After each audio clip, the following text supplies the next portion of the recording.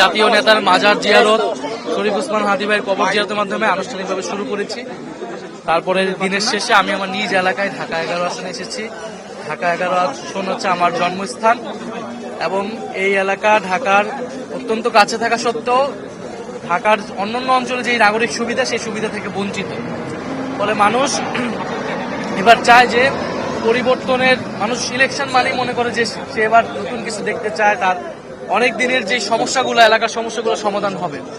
আমরা কোনো আকাশ কুসুম স্বপ্ন মানুষকে দেখাচ্ছি না, যেটা বাস্তবিক সমাধানযোগ্য। আমরা সেই প্রতিশ্রুতিগুলোই করতেছি, মানুষের সমস্যাগুলো শুনতেছি এবং মানুষকে ইলেকশনে ভোট দেওয়ার পাশাপাশি গণভোটেও যাতে মানুষ ভোট দেয়, হ্যাঁ পক্ষে ভোট দেয়, সেই সচেতনতা আমরা তৈরি করতেছি। এবং আমরা এবারে নির্বাচন নিয়ে মানুষের ভিতরে কিন্তু সেই ব্যাপক উৎসাহ দেখতে পাচ্ছি। বাংলাদেশের রাজনীতির নতুন সমীকরণ এবারের ইলেকশনে তৈরি হয়েছে এবং ইলেকশনের মধ্য দিয়ে মানুষের যে স্বপ্ন, আশা, আকাঙ্ক্ষা, সেটার প্রতিফলন ঘটবে বলেই মনে করতেছি। ভোটে জয়ের ব্যাপারে তো আসলে জনগণই চূড়ান্ত সিদ্ধান্ত নিবে, মহান আল্লাহ তাআলা সিদ্ধান্ত নিবে। আমরা যেটা মানুষকে আমাদের কমিটমেন্টগুলো বলতেছি এবং মানুষের মধ্যে আমরা আসলে পরিবর্তনের স্বপ্নটা দেখতেছি। তো আশা করি যে মানুষ আসলে এবার খুবই সচেতনভাবে ভোট দিবে।